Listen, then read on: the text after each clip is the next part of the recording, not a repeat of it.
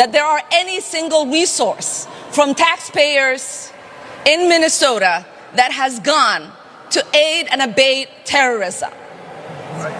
The moment her political shield failed, the panic in her base was instantaneous and total. I was reviewing student essays late one night when an urgent headline flashed on my device, forcing me to put down my pen.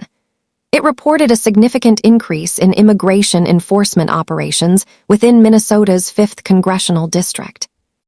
Yet, what truly demanded my attention wasn't the raids themselves, but the unusual and prolonged silence emanating from Congresswoman Ilhan Omar's communications team, nearly 12 full hours. If we examine political downfalls across the centuries, there is always a critical point, a distinct second when the illusion shatters and the harsh light of truth penetrates. For the Athenian Alcibiades, it was when his countrymen questioned his loyalty. For the non-Roman military chiefs serving in the empire, it came when they had to choose between the tribes of their birth and the imperial state that had promoted them. For Ilhan Omar, that fateful time arrived at 3:47 a.m. on a quiet Tuesday in Minneapolis. The swiftness with which her carefully built public persona crumbled once federal removals began impacting her primary voters was a surprise to many. But I anticipated it, not through any special gift of foresight, but because I've observed this precise structural weakness surface repeatedly across over 2 millennia of documented history. Let's quickly go back to late summer, when Omar still enjoyed strong support based on her progressive stances, actively positioning herself as the staunch protector of the Somali immigrant population she represented. She organized large town hall gatherings, delivered impassioned orations concerning immigrant rights, and assured her constituents that she would personally stand between them and any official enforcement action. The left-leaning media adored her. Activist organizations mobilized eagerly behind her. She seemed politically unassailable. What lesson have I learned from years of studying agriculture? You can make infinite promises to defend your crops from drought, but when the rains cease, your words will not hydrate the soil. Ideology does not win against reality. The initial series of deportations quietly impacted Omar's area in early November. These weren't the dramatic spectacles shown in films, but rather quiet, methodical enforcement actions targeting individuals with active removal orders. Approximately 200 people were affected during the first week. Omar's initial response was predictable: press conferences, angry official statements, and demands for formal investigations. Then came the second week, involving another 300 individuals. By the third week, 500 more people were gone. By December, the accumulating figures were shocking. Over 2,000 residents of her district were now facing official deportation proceedings. Suddenly, Omar was doing more than simply making loud speeches. She was literally observing her political foundation evaporate before her very eyes. Here is where the historical pattern becomes truly revealing, a fact almost all major political commentators failed to grasp. Omar had constructed her entire public career upon representing one specific ethnic group. By entire career, I mean everything. Her campaign financing, her core messaging, her legislative priorities, and her political identity itself. She was not just a congresswoman who happened to represent many Somali Americans. She was the definitive Somali American congresswoman. That strategy functions perfectly when the community is stable, expanding, and politically engaged. It quickly turns into a catastrophe when large segments of that population are legally ineligible to remain in the nation. I observed this situation with the detached interest of someone who has studied similar dynamics in ancient places like Athens. When Pericles established his power base among the demos, the general citizenry, he was politically unbeatable, provided the demos maintained its numerical strength and political relevance. But when war and disease drastically reduced the Athenian population, his entire political blueprint collapsed overnight. The people he spoke for were gone. The alliance that had propelled him to power had simply vanished. Omar encountered this very same dynamic, only much faster and far more immediately visible. By January, the sense of urgency and distress was unmistakable to any observer willing to look past her aggressive public announcements. Her campaign fundraising totals saw a 30% drop, quarter over quarter. Her town hall meetings went from packed venues to sparsely attended community rooms.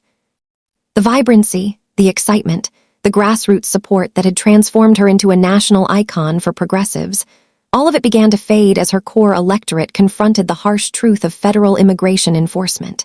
But here is the most striking part. Omar found herself unable to change course.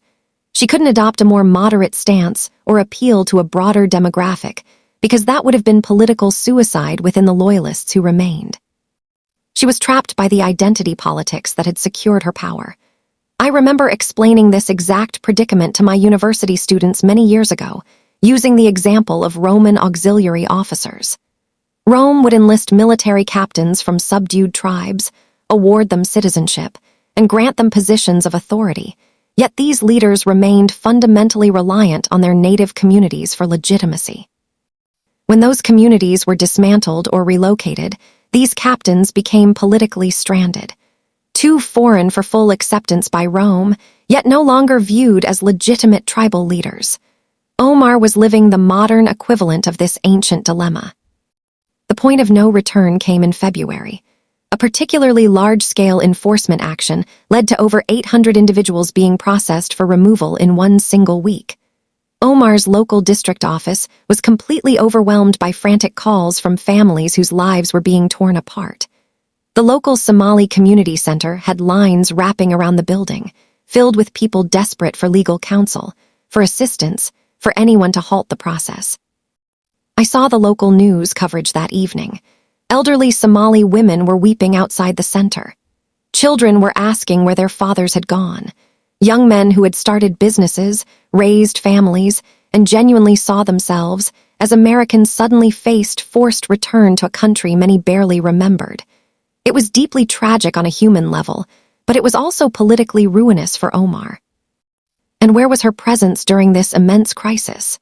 She was in Washington, D.C., giving back-to-back interviews on major cable news networks about the theoretical need for comprehensive immigration reform, instead of helping families navigate the complex legal system, organizing emergency pro bono legal assistance, or even visiting the community center where her constituents were gathering in desperation. The contrast was shocking and apparent to everyone. While her people were facing their darkest hour, their representative was focused on performing for a national audience. It brought to mind the Roman senators who wasted hours on philosophical arguments while hostile armies were rapidly approaching the city gates. Their work was technically important, but entirely irrelevant to the immediate danger. That is when I knew her political career had, for all intents and purposes, concluded, even if the Congresswoman herself hadn't accepted it yet. Because in the arena of politics, being absent during your constituents' time of most desperate need is a breach that is never forgiven. You can survive legislative disagreements. You can survive personal scandals. You can even survive losing an election. But you absolutely cannot survive the perception that you deserted the very people who elected you when they needed protection most. The local Somali religious leader, an imam who had actively supported Omar from the beginning, gave a media interview that week that perfectly summarized the growing sense of abandonment.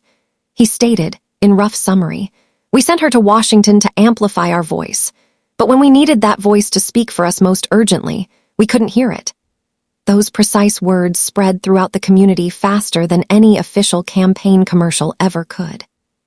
You see, in political life, perception carries more weight than actual intentions, and the perception was disastrous. While her voters were facing the most serious crisis of their lives, their elected official was playing the high-stakes national media game. She appeared detached, completely ineffective, and more preoccupied with maintaining her progressive brand than with relieving the immediate suffering of the people who put her in office. The local newspaper ran a front-page article that encapsulated the entire moment. They interviewed a Somali mother whose husband had been arrested, whose children kept asking why Congresswoman Omar couldn't manage to keep their family together. The woman's simple remark was heart-wrenching. She guaranteed us safety. Where is she now? That devastating question, where is she now, quickly became the defining theme of Omar's political destruction. Her remaining few supporters attempted to defend her actions. They argued that immigration enforcement was a federal issue, that no single member of Congress could stop all deportations, and that she was fighting the flawed system from within. All of those points were factually true, but all were completely irrelevant to families watching their neighborhoods be systematically dissolved. What have I learned from studying the decline of failed republics? When the people lose confidence in their representatives' ability to shield them, they begin to lose faith in the concept of representation itself. They don't typically blame the whole system. They blame the specific person they entrusted to navigate the system on their behalf. By spring, Omar was confronting a political reality that would have been unimaginable just 18 months earlier. Her district was undergoing a rapid change, not due to new electoral maps or shifting demographics, but because of relentless federal immigration enforcement. The community that had sent her to Congress was being systematically removed from the district. Her primary opponent, a moderate Democrat named Sarah Johnson, began gaining significant traction by offering a straightforward campaign message. "We require a representative who will fight for all constituents in this district, not just for a single ethnic group." This argument was devastatingly effective precisely because it was so clearly true. Omar had created her own vulnerability by making her focus too narrow. The final, decisive blow came when several highly respected Somali community elders publicly voiced criticism regarding her handling of the crisis. They did not officially endorse her challenger, but they simply stated that she had failed to protect the community when security and support mattered most.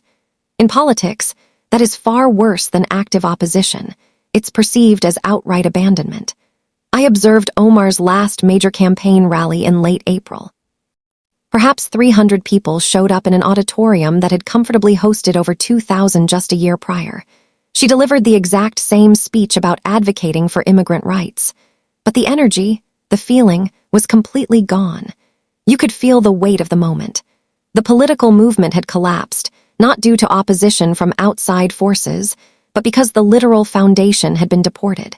Her eventual primary defeat was overwhelming. Johnson won by a margin of 23 points, carrying every single precinct except the one where Omar herself resided. The progressive media tried to characterize this as a failure of the movement, but they missed the core message entirely. I will never forget seeing Omar's concession speech that evening. She stood alone at a small podium in front of maybe 50 remaining supporters, the same individual who had once commanded rooms full of thousands.